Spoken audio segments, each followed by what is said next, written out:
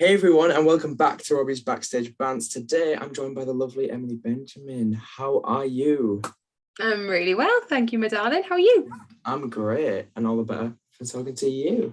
Now, this is really exciting because if anyone doesn't know, West End Live for a start, which is it was a whole full big on, thing. wasn't it? You just popping up on there.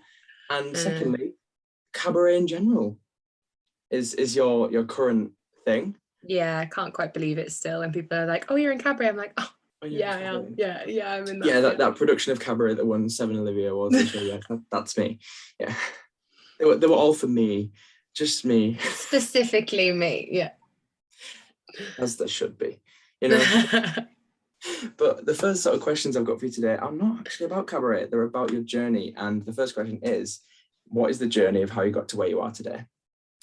Oh God, that's such Very broad. I know. Big, broad question. I'd have to say that I did theatre thanks to my wonderful mother, Trudy, who, bless her, coped with me singing and dancing around the house 24/7 when I was a child, and saw, I think, in the paper back when, everyone had papers on a Sunday morning. This is 1990 whatever. Oh. Saw in a paper an advert for a stagecoach and was like, singing, dancing, acting, do you want to do this, Em? And being the sort of out there 6-year-old that I was, I said, yeah, of course I want to do that. Like, silly woman, of course. She always tells a story about me in school coming home in like reception age, so like 5 or 6, and talking about we were doing Little Red Riding Hood in school, and I was talking to her about all the animals. I was telling her about all the things my classmates were playing. And I was like, and this one's a tree, and this one's a squirrel, and this one's, and she was like, well, you've told me all of this, but what are you? And I was like, I'm Little Red Riding Hood, obviously. Like, where did you miss that? So I think she knew from then that I was gonna do it. And there was like a blanket ban in my house from asking me what I'd done at Stagecoach that week, because if anyone asked, then they would receive the whole song and dance routine, like everything. As they should. As they should, I was giving them, for now people pay for it, and then it was free. So really they should. But yeah, no, I've always done it, and I've never really done anything else. So I suppose I am where I am today because of the completely unwavering support of my absolutely incredible family, my friends, people who have, even when I doubted that I could do it, have always sort of said, don't be silly, you've always known you can, and you can. So absolutely. Yeah, that's why I think. Oh. Yeah. So, where did you train? Did you train anywhere in particular, or you just jump in? No, I went to PPA, Performance Preparation Academy in Guildford, back when it was, so it had just started to do its current 3-year course, which is doing really well. And I went for a foundation course because I didn't get in anyway. So I came straight out of school, auditioned as you do at 18. And I'd done so much Amdram in my life that I was like, yeah, I'll get in, it'll be fine. Little very green girl from the valleys, and didn't get in anyway. And luckily met a person at my GSA audition who was on the foundation at PPA and said, well, you should try this. And I did, because I was obsessed with GSA. I really wanted to go there. So I, Guildford was close enough, moved there at 18. I ended up staying for 5 years because I did the 2-year foundation and then did the 3-year course. So yeah, I did 5 years of drama school training, which some people really find hilarious, which was a lot. I mean, extra training. Right? Yeah. So that's why it's so amazing. I see. Oh, there's extra years, There we go. That's the secret. And now, obviously, Cabaret was not your first job. Mm-hmm. So would you like to talk about some of the other shows you've been in prior to? Like a banana hill. Yes. So incredible. I loved that show. It was my first job out of drama school, and I went to the open call in Glass Hill Studios, which doesn't exist anymore, which makes me really sad because I've got some really nice memories from there. And yeah, rocked up a little bit late, a little bit hungover, and not knowing what I was going to sing.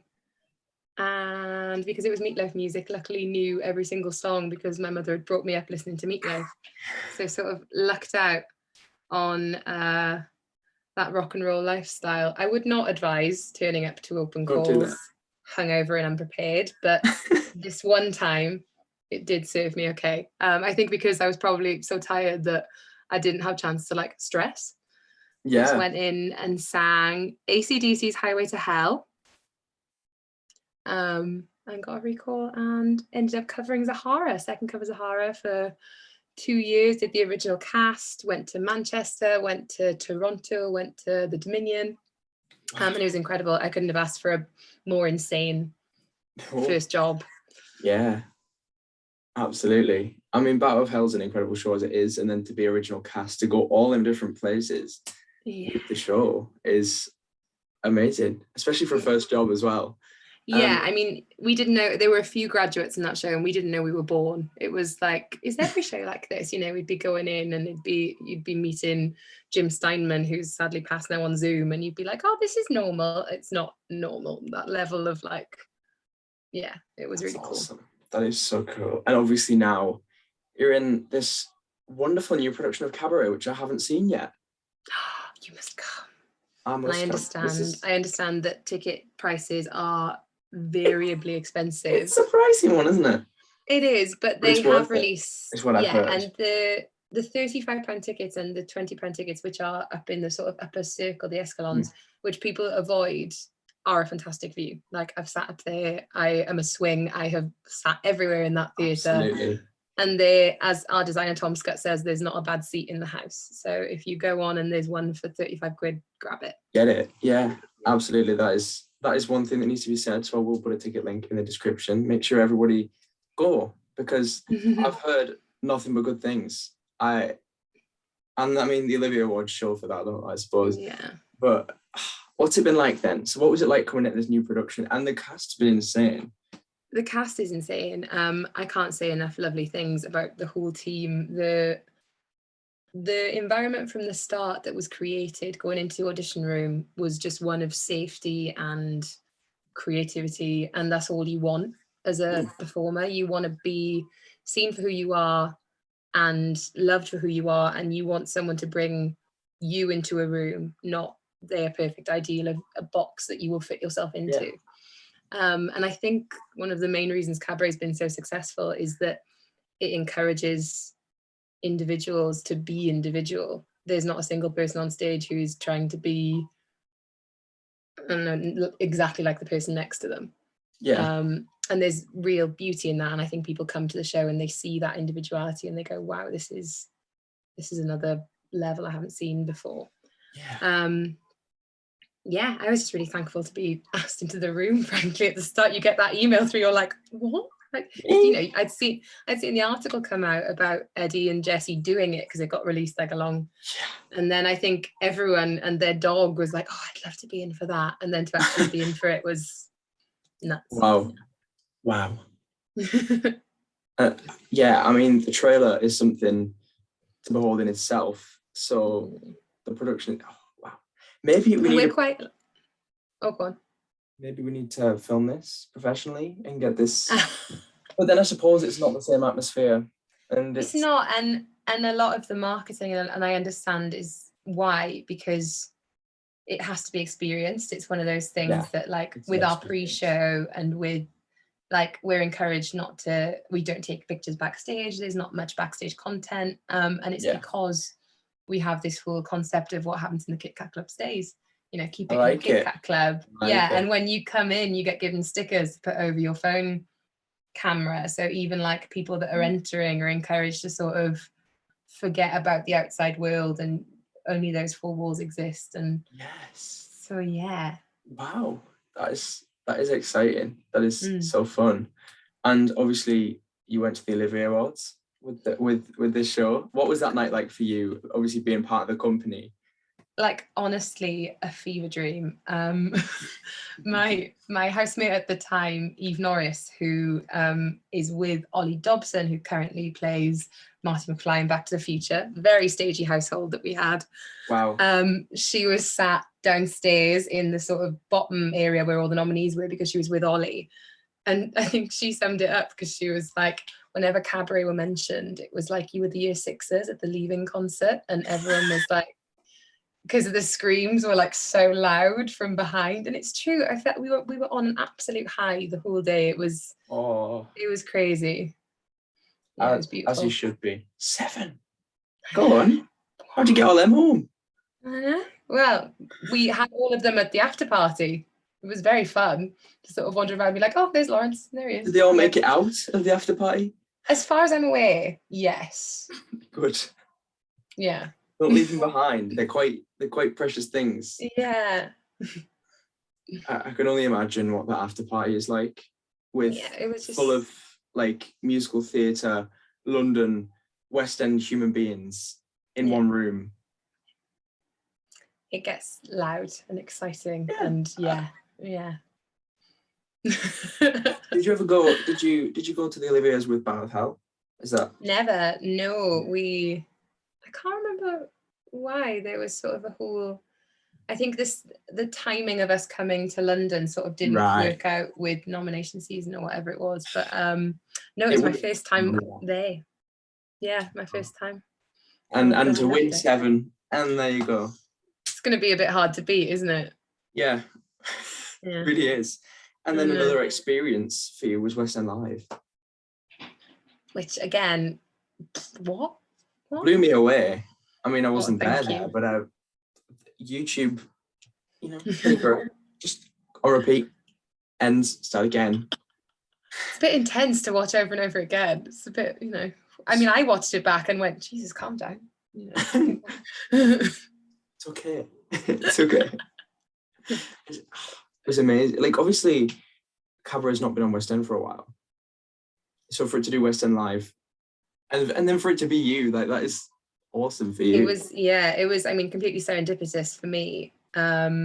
Amy Lennox, who's phenomenal, and obviously did the performance at the Olivier's, which I myself have watched on repeat a million times, and get to watch her do every night. She was at a wedding on that Saturday, and it just so happened that that's the way it worked out. And wow. I mean, I feel completely privileged that the producers, that the creatives trusted me enough to sort of, get me to do that. And I will be forever thankful for that opportunity, because it was surreal. What was the atmosphere like? I bet it was intense. I just got a bit of a flu then. It was a lot, and I'd done it before with Bat, so we did it. We did the Saturday and the Sunday, but we danced, and it was a big ensemble number. Very different vibe to. You held that stage on your own there. That was walking out there on your own. It was when we did the sound check, and my company manager Lorna was sort of stood there, and I was like, wait, where do you think I should stand? She was like, I just think right smack in the center, just, and okay, cool, yeah, here I am. And obviously the choreography, the movement of the piece is set in the round. So to try and sort of convert that into a front on stage was something. And then a lot of West End Live, you find that people come out and it's more concert atmosphere, which really works, because obviously there's all these musical theatre people that love, but our version of the show, we really didn't feel like we could do that with our version. It wouldn't have worked with our version of Cabaret. So I sort of had to come out and do it as I would do it in the show. Yeah, couldn't half-ass it. So it really worked. Yeah, 100%. I mean, that's made me think even more. Damn, I need to get there. I need to see this. It's what we wanted. Yes. You're just trying, and I mean, I'm convinced, but come everyone. Come to it didn't take me much convincing. Now, obviously, you're a swing. For people who don't know, what does that entail for you within the show of Cabaret? Because obviously it's different. Sure. So within Cabaret, we have 3 female swings and 2, we say female and male, but realistically within the Kit Kat Club, lots of the characters are gender fluid and non-binary.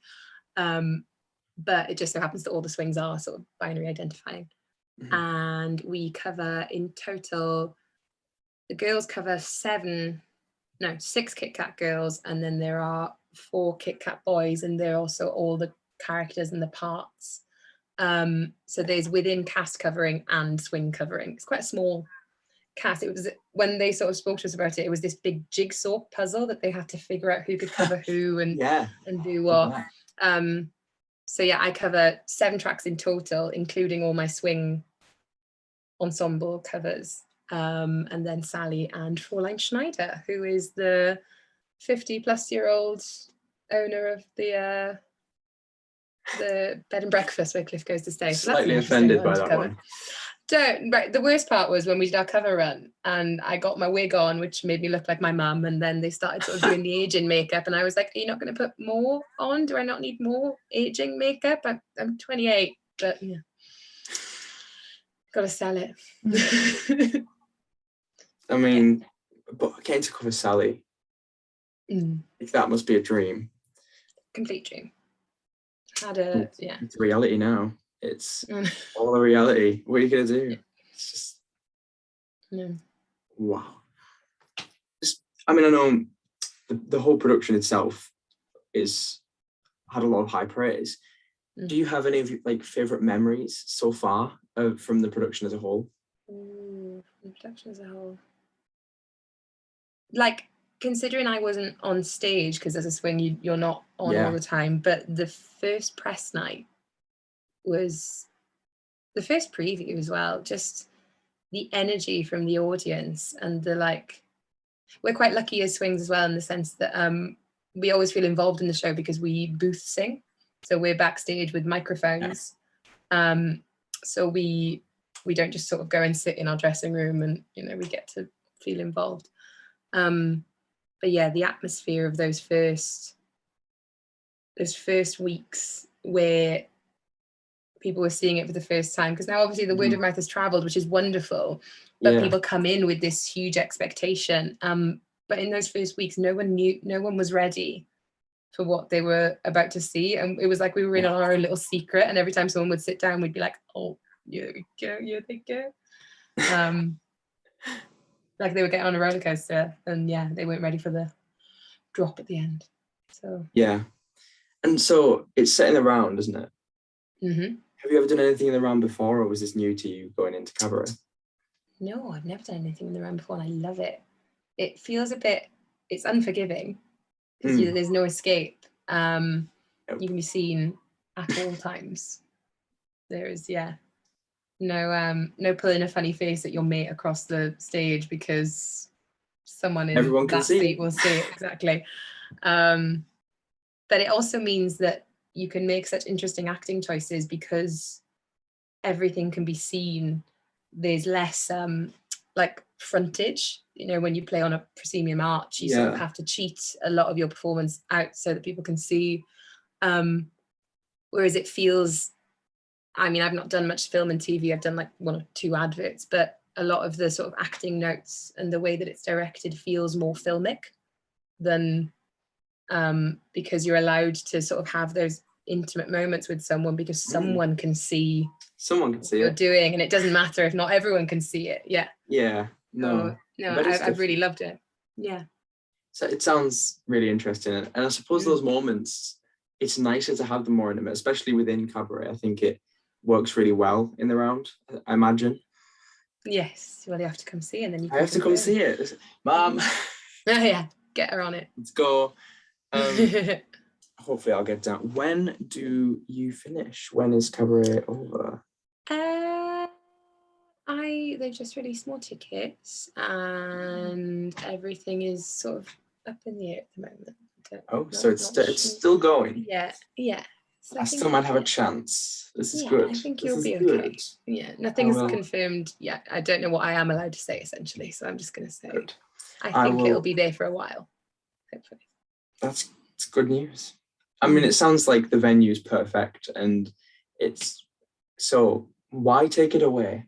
Exactly. They did so much work on the venue as well. Tom, who's the designer, the level of detail that he put into every single aspect of the world, because it doesn't feel like a theatre. It feels like you've walked into, like those sections in Disneyland where they have the jungle area. It feels like an entire world that you've walked into. So it's cool. Exciting. That's awesome. So now just the general questions. So once Cabaret is over, where would you like to head next? What sort of show would you look at, or TV, or what do you want to do next? I've been really lucky, and I was saying this to someone the other day, that I've never sort of gone into an existing show. The closest I got was Lion the Witch in the Wardrobe, which had done a Leeds run, and then we did it at the Bridge. But even then, Sally Cookson encouraged us all to sort of have our own interpretation of those characters. It wasn't stand on this spot, perform this way. So yeah, I'd love to continue originating things. I'd love to do a straight play, especially after having, feels like, dipped my toe in with this version of Cabaret. I'd love to really sort of get my teeth into something. I've always loved Shakespeare as well, so I would really, really love to get on the Globe. Something at the Globe. Yeah, it'd be gorgeous. It's been a dream of mine since I was very young, because I loved Shakespeare in school, and I like a bit of Shakespeare. Something a bit, it's really gritty, isn't it? It's good stuff. Yeah, but also hilarious, and I love being silly and stupid, and comedy is one of my favorite things to do. Maybe the play that goes wrong. Something a bit stupid. I'd love to do something that's I'm all about that kind of humor. That's the way to go. So what would be a dream role in a musical that already does exist that you might want to give your own spin on? I am obsessed. I was singing it in the shower this morning with Can't Say No from Oklahoma, Ado Annie, and the version with Hugh Jackman, the national version, I watched obsessively as a child. And then the newest version at the Old Vic, one or the other, which I didn't manage to see, and I was really gutted, with Marisha Wallace playing Ado Annie. Apparently it's, spectacularly. I'm gutted I've missed it.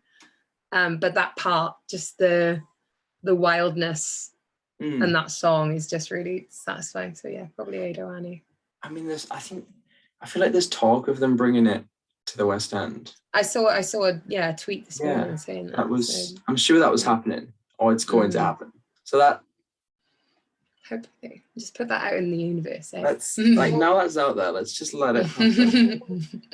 We act like I'm really influential. I'm not, but we can pretend. Are. We can pretend, and that's what acting is. Exactly. Yeah, it is all pretend, and it's all believing something exists until it does.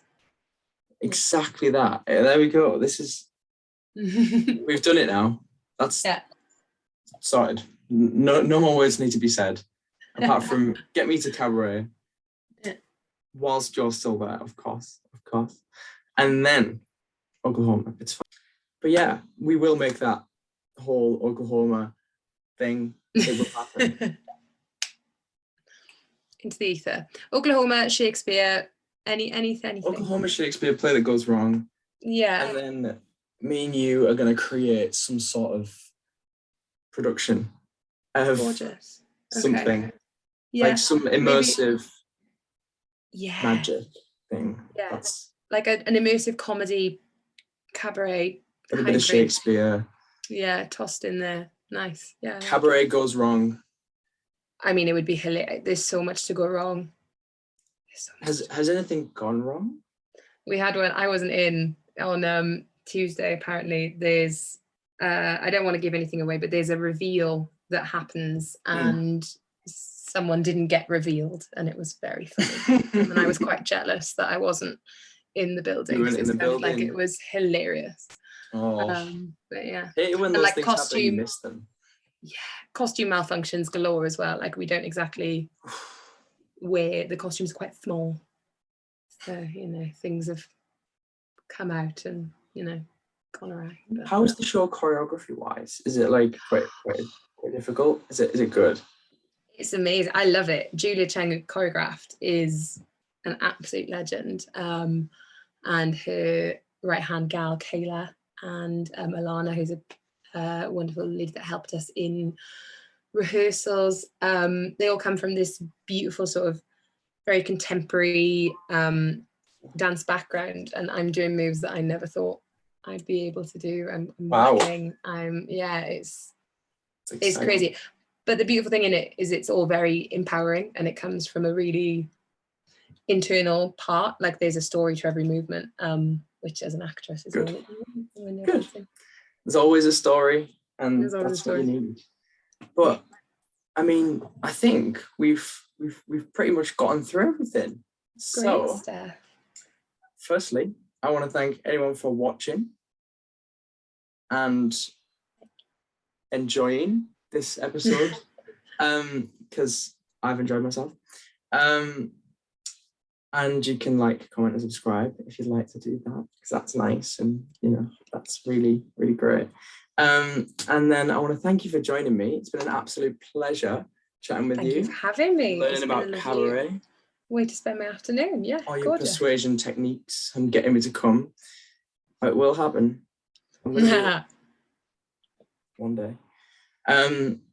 And yeah, thanks for watching, and I'll see you all in the next episode. Yeah, nice to be here. Thank you.